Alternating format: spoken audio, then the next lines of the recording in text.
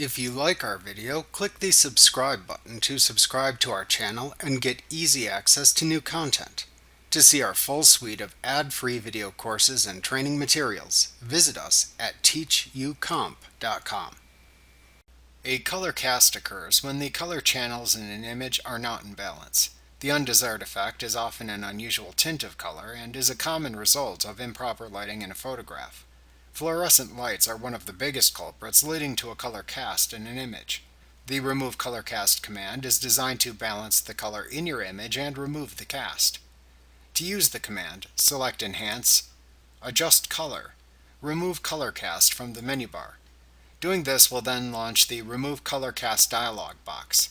The command works when you click the eyedropper tool into the image where it should be white, gray, or black. Elements uses that information to adjust the colors accordingly. Click around until you get your desired results. Note that you can click the Reset button to undo any changes that you have made.